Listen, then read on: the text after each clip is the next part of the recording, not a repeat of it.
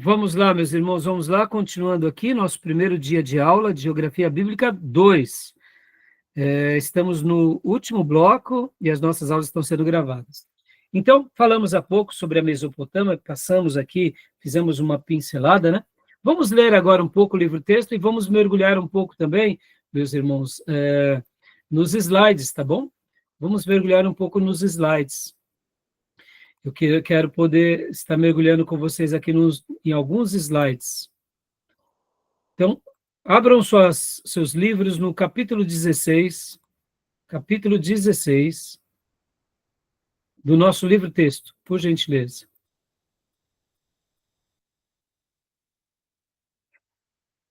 Antes de compartilhar a tela aqui com vocês, deixa eu mostrar também essa maquete. Olha só que interessante, né? No artigo Toda a Matéria também, eles trazem essa foto. Eu achei muito legal essa foto. Ó, deixa eu compartilhar aqui com vocês.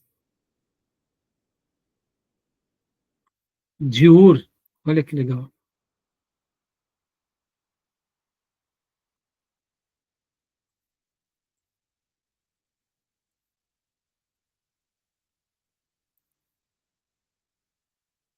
Aqui.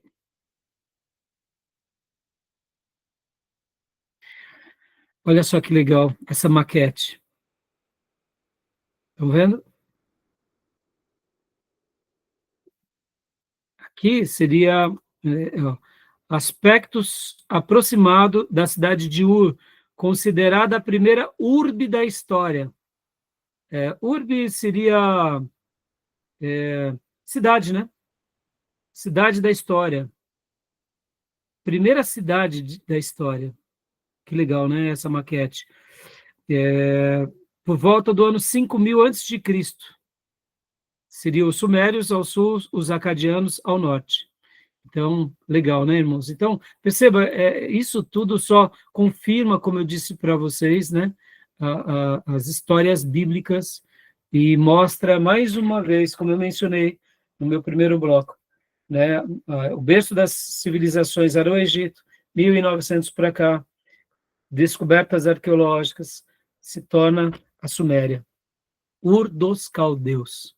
Ou seja, a gente vê que ali foi o berço das civilizações, tá bom? Então vamos lá agora do nosso livro-texto, vamos ir para ele e vamos ler um pouco ele, e eu vou também estar apresentando aqui com vocês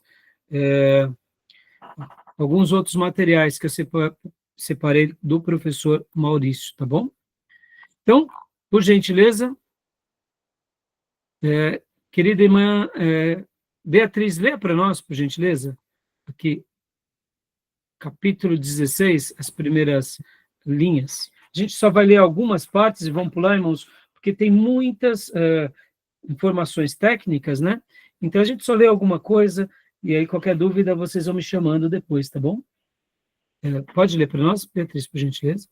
Com o nome Mesopotâmia se descreve a mais antiga região da Terra, o berço real da civilização. É um lugar profundamente sagrado e lembra os episódios grandiosos alinhados na Bíblia, contados na história e vividos por gerações sucessivas. Joia, né? Então, só para a gente lembrar um pouco disso, sobre essa questão. Continuando aqui, aqui vai falar muito sobre essa questão do nome, né? Mostrando, né, o porquê, como diz Alexandre o Grande, chamou de Re-Meseton Patonon, ou seja, entre rios, daí onde surge a expressão Mesopotâmia, né? E aqui, leia para nós aqui o Antigo Testamento, essa parte de baixo, Fia, o próximo parágrafo, por favor. O Antigo Testamento registra Aran-Naraim, designando não somente as terras compreendidas entre o Tigre e o Eufrates, mas incluindo alguns países vizinhos da margem ocidental, especificamente no Eufrates. A palavra Mesopotâmia aparece 5 vezes no Antigo Testamento. Até aí tá bom. Joia. Continuando aqui. Aqui, olha só que interessante. Pode ler essa parte aqui, porque aqui, ó, os limites, olha só, os limites. Pode ler essa parte, que é muito interessante. Os autores divergem quanto aos limites da região, comumente chamada Mesopotâmia. Uns estabelecem os seguintes marcos para a Mesopotâmia. Golfo Pérsico, Elam, Monte Zagro, deserto Sírio-Arábico e os montes da Armênia. Outros autores incluem na região somente Caldeia, Assíria e Arã. Esses 3 países ficam realmente na faixa de terra entre Tigre e Eufrates, mas com o nome Mesopotâmia costuma-se colocar, além do vale entre os 2 rios, os seguintes lugares: a oeste, Síria e Carquemes; ao norte, Armênia; a leste, Pérsia ou Elam; Anshan, Pártia, Hircânia e Média; ao sul, Golfo Pérsico. Modernamente, essa região é ocupada pelos seguintes países: Ocidente, Arábia Saudita, Kuwait, Iraque e Síria; norte, Turquia; leste, Irã; sul, Golfo Pérsico, em cujas proximidades estão os Emirados Árabes Unidos. Por Mesopotâmia, neste livro entende-se a região situada entre os Tigres e Eufrates. Ou seja, aqui o pastor Enéas também, ele vai trabalhar literalmente com base nessa definição. Como eu disse, irmãos, existem muitos estudos, muitas opiniões diversas, e a gente segue uma linha, né? Isso não tem nenhum problema, né? Agora, essa questão dos limites da Bíblia, né? Então, aqui, mais uma vez, a gente falou sobre a questão do jardim, né? Leia para nós, Elisângela, só as primeiras partes aqui, o limite da Bíblia, só as primeiras 4, 5 linhas. Por favor. Limites da Bíblia. A Bíblia, em Gênesis 2, não chama a região que estamos aqui considerando de Mesopotâmia, mas de Jardim do Éden, e assim o descreve dos versículos 7 ao 14.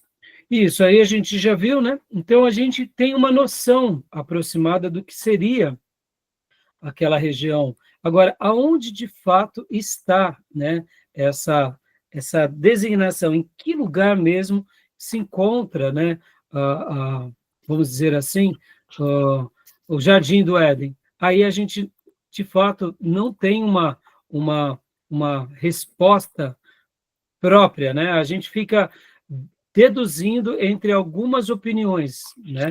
A gente não sabe dizer exatamente aonde está no caso, o Jardim do Éden, né? Deixa eu até mostrar aqui para vocês. A gente vai agora ler um material do professor Maurício, quando ele começa a trabalhar sobre essa questão das origens. Olha só que legal. O pastor Maurício foi o meu líder dos jovens, foi professor de teologia, de história eclesiástica, ele foi meu padrinho de casamento e também foi presidente da Convenção Batista Nacional, presidente do seminário, é um mestre assim admirável, e ele me passou parte do material dele, eu quero, né, poder compartilhar aqui com vocês também. Então, olha só que legal aqui, deixa eu só até compartilhar, aqui, ó, Geografia das Origens, olha só que legal. Pode ler, irmã Elisângela, por gentileza.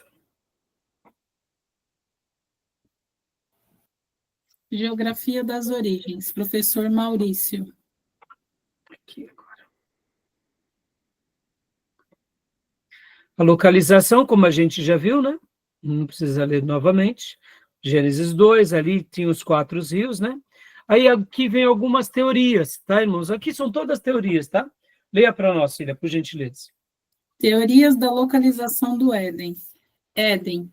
Dilmo, fonte é a Apopeia de Gilgamesh, local parecido com o relato bíblico, supostamente relacionado com a ilha de Bahrain, no Golfo Pérsico. Deixa eu só fazer um comentário rápido aqui, irmãos.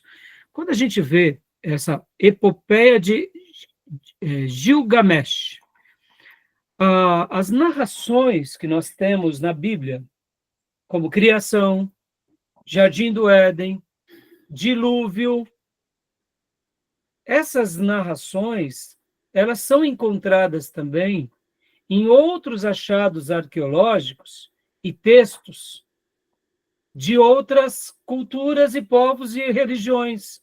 E a epopeia de Gilgamesh é uma delas. Então, segundo também a epopeia de Gilgamesh, o lugar onde seria essa região é aqui, em Bahrein, no Golfo Pérsico. Agora, pastor, tá, e quando fala também nessas outras culturas sobre o dilúvio, lá menciona outros deuses. Exato, vai ter tudo isso, viu, irmãos? Mas, assim, a gente não pode deixar de citar isso para vocês e de dizer que isso existe, tá? Existe. Alguns vão dizer que os judeus pegaram as informações desse povo e codificou como se fosse um castigo de Deus. Então, assim, cada lugar vai dizer que um pegou emprestado do outro, entendeu? Tá bom? Então, eu só estou fazendo esse comentário para que, se um dia vocês ouvirem, por exemplo, um historiador, um arqueólogo falando que, por exemplo, que os 10 mandamentos e todo o Pentateuco e toda a Torá que Moisés utilizou, ele se baseou em Hammurabi. Tudo bem, é a opinião dele. Nós não podemos dizer, não foi. Não dá para a gente saber o que foi e o que não foi. O que foi para nós está atrelado à nossa fé em Deus, na Bíblia, da revelação do Deus eterno com um homem chamado Abraão, que dele vem os patriarcas, que dele vem Moisés, e que vem toda a história do Velho Testamento, que vem o Salvador do mundo, pelo qual nós entregamos nossa vida e nossa alma a esse Salvador, e acreditamos que os apóstolos foram esses que foram eleitos por Deus para escrever as últimas coisas e propagar essa mensagem salvadora agora a toda a terra. E aqui estamos. É o que acreditamos. Pastor, mas falta achados arqueológicos? Falta. É por isso que a Bíblia não fala para a gente seguir o achado arqueológico, fala para a gente seguir a Deus por fé. O justo viverá pela fé. Era mais ou menos isso. Deus, na sua sabedoria, já sabia que a gente ia passar por isso. Ponto. Pastor, mas é uma resposta simplista. Tudo bem, para muitos pode ser simplista, para mim não. Irmão, só de você imaginar que a gente estudou aqui em Geografia Bíblica 1, a história de um povo, pelo qual Deus se revela a esse povo, quer um acervo documental mais magnífico do que esse? Para mim, não preciso mais do que isso, meus irmãos. O Novo Testamento existem manuscritos assim, é um dos maiores acervos do mundo, arqueológicos, de achados arqueológicos, são os manuscritos do Novo Testamento. Precisamos mais de alguma coisa? Não precisamos. Mas aí, como se não bastasse os dados científicos e externos, a gente tem a experiência interna, que é a nova vida que Jesus nos dá.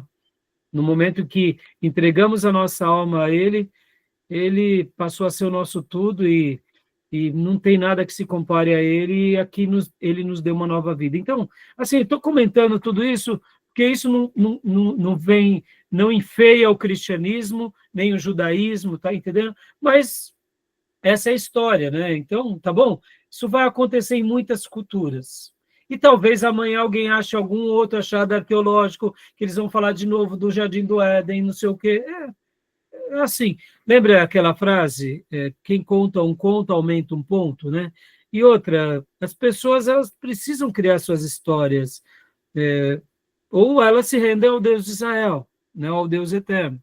Bom, só para tirar qualquer tensão, quando estudarmos na matéria de missões, nós estudamos um livro que é o Fator Melquisedeque, até hoje a gente está estudando sobre ele. E esse livro vai mostrar muito bem, por exemplo, como Abraão era resolvido. Por exemplo, irmãos, Abraão, ele não dá o dízimo para Melquisedeque?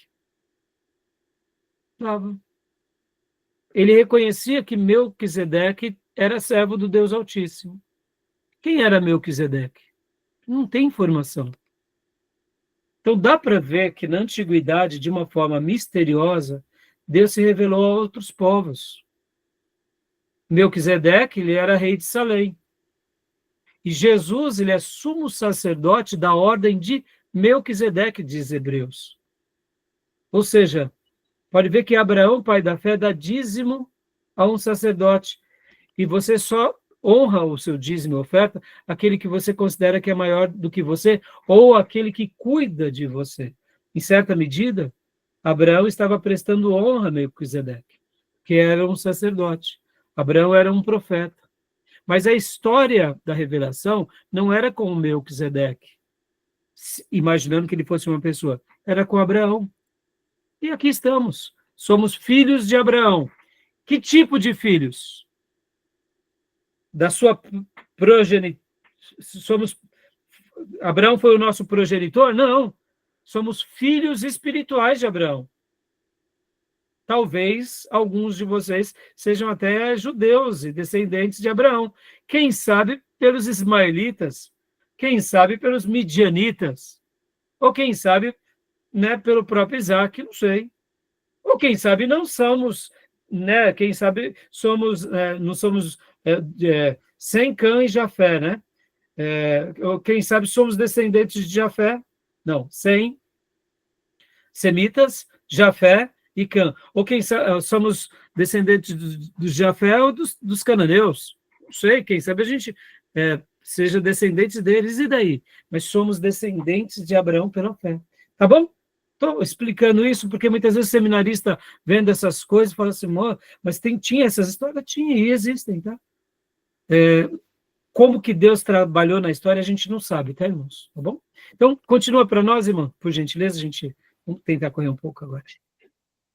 Éden como mito representando a transição do homem coletor / caçador 6.000 a.C. para o agricultor.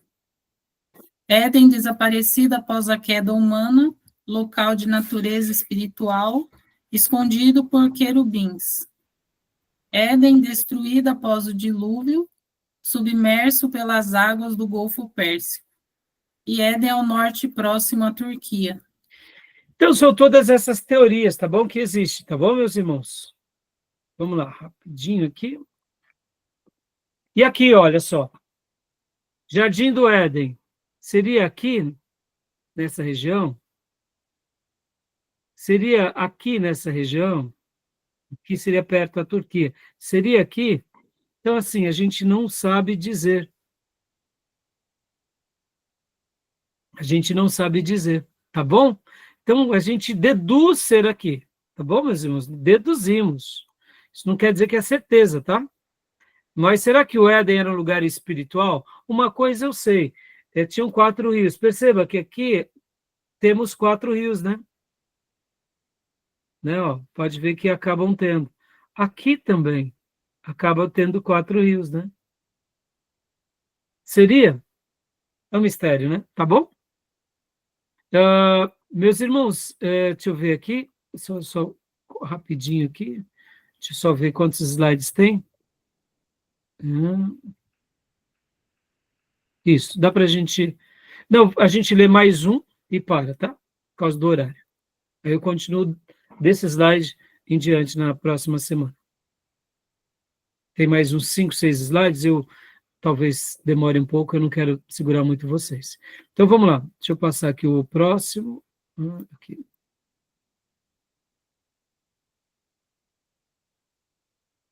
Onde está? Aqui. Jardim do Éden no Golfo Pérsico. Alguns vão... Aqui, ó, a teoria que a gente viu há pouco, ó, lembra? A gente tinha falado... deixa eu mostrar para vocês aqui. Ó. Tínhamos falado aqui, tínhamos falado lá em cima, né? Perto da Turquia. E aqui seria uma dessas outras teorias, tá vendo? Outra teoria aqui no Golfo Pérsico, ó, né? Que é essa cidade. Pastor, mas e aí? Será que é? Não sabemos. Fica um mistério, tá bom? Tudo bem até aí, meus irmãos? Né? Vamos parar aqui? Ó, aí a gente começa falando um pouco sobre o dilúvio, tá? A gente dá sequência falando do dilúvio. Isso daqui é só um slide rápido, né? Para a gente mergulhar no livro-texto, tá bom? Alguma pergunta, alguma dúvida? Não. Né? Seria tão bom, né, irmão, se a gente tivesse mais certeza, né? Pastor, Ah, Eu achei um site aqui que ele tem a geolocalização de todas essas referências bíblicas aí, opa, dá tempo de mostrar para nós? tá? Então, mostra aí. Tenho 5 minutinhos. Depois compartilha esse material no nosso grupo de WhatsApp, tá? Peraí. Joia, aí, que legal, tá vendo? Esse, Tá aparecendo aí, não? tá, vai começar agora. Aí, olha aí. Esse site aqui, ó, eles têm ele mostra toda a geolocalização das passagens bíblicas. Ah, que Aí, legal também. aí ele aparece, você clica na referência, né? Por exemplo, aqui é do Éden. Ele dá essas 5 possíveis localizações aqui, que é na Armênia, ali perto do Golfo Pérsico, aqui na Babilônia, em Canaã e no Egito.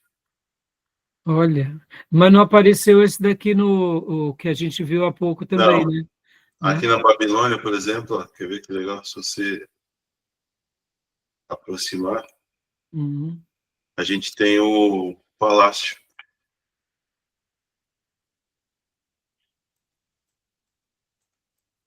Uhum. Legal, Tomé, obrigado, viu? Olha aí, tá vendo?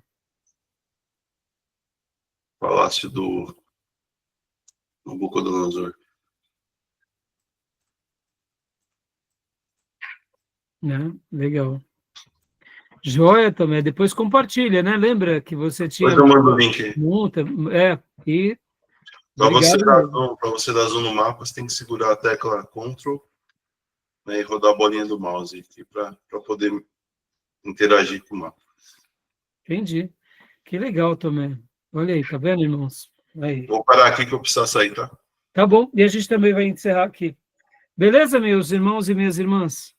Né? Obrigado mais uma vez, Tomé. É isso, irmãos. Essas informações, como eu disse, irmãos, para nós, assim, imaginem assim, irmãos, a gente vai falar sobre dilúvio semana que vem. Muitas coisas nós não temos como provar, mas no momento em que, nesses últimos 100 anos, se provou que o berço das civilizações é aqui, para o povo de Deus, isso foi um nó da garganta que você tirou, você literalmente pode dar um brado de vitória, porque a Bíblia falou isso o tempo todo, em toda a história da revelação.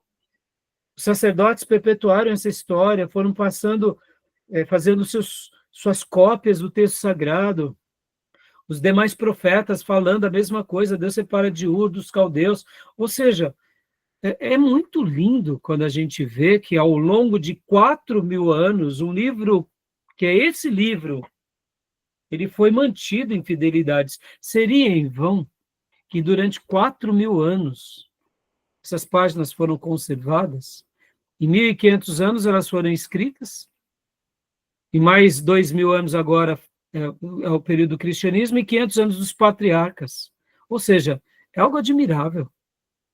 Falando disso, e de repente a gente está com um nó na garganta, e aí vem o cientista e diz, não é o Egito, é lá. Então imaginem se, dentro das descobertas arqueológicas, irmãos, nos próximos anos e décadas, ou quem sabe séculos, porque Jesus pode... Irmãos, a gente acha que Jesus está à porta, não é? Mas sejamos honestos, o apóstolo João também achava, os habitantes da cidade de Tessalônica também achavam, né? Jesus está à porta. Quem é que não acha que Jesus está à porta? Né? Algumas gerações acharam mais. Eu acho que a gente está mais perto do que os nossos irmãos do passado, mas vamos supor que demore mais 500 anos e se descubram coisas assim que confirmem mais a Bíblia. Aí talvez você diga, pastor, isso vai ser maravilhoso, né? As pessoas vão se converter, né? Eu digo, talvez, irmãos. A conversão, guardem isso, para eu fechar essa aula. A conversão não é um fator intelectual, é uma disposição do coração. Se a gente acha que pelo conhecimento a gente vai converter alguém, desista. O conhecimento pode ser até a porta que gere a conversão, mas não é a razão da conversão. A conversão é esse pesar, esse sentir de que você é um pecador e que existe um Deus santo, em que toda vez que você escolhe contrário à vontade dele, você o fere e se fere. E a conversão nada mais é do que esse grito dizendo: me salva de mim mesmo, me salva do inferno e me dê a tua salvação que o teu filho que o Senhor me enviou por meio do teu filho. A conversão é a disposição do coração. O intelecto pode ser o caminho pelo qual, mas se não tiver, né, essa disposição do coração, é tudo inútil. Então, que Deus nos ajude, né, a conhecer bastante, sim, mas para quê? Para poder servir a Deus melhor, mas jamais fazer do nosso conhecimento uma arma, né, de conversão, porque quem convence o homem do pecado, da justiça e do juízo é o Espírito Santo, né? Que sejamos vasos do Espírito Santo nessa terra. E que ele use qualquer meio que ele nos der para que a gente, por meio, né, quem sabe da geografia, da arqueologia, a gente ganhe alguns historiadores, alguns arqueólogos, a gente deixe uma mensagem de fé que vale a pena seguir esse livro, né, mesmo que a gente tenha que perecer com a nossa vida. Tá bom, meus irmãos? Beleza? Mais alguma coisa, alguma pergunta? Então, ó, a gente vai ficar, né, e eu vou ter que selecionar os textos para a gente trabalhar, então, e eu vou estar passando todo o material para vocês, tá bom? Então, Deus abençoe, meus irmãos, que Deus continue abençoando. Um excelente final de semana para todos, tá bom? Querendo Deus, nos vemos na terça-feira. Deus Domingo. abençoe a todos. Boa noite. Domingo. Sábado, na casa da irmã, no culto familiar também. Né? Vai ter culto na casa da irmã, tá bom? E os outros irmãos, né, a gente se vê na terça, tá bom? Amém. Graça e paz. Tchau, Boa tchau. noite. É. Deus. Deus abençoe.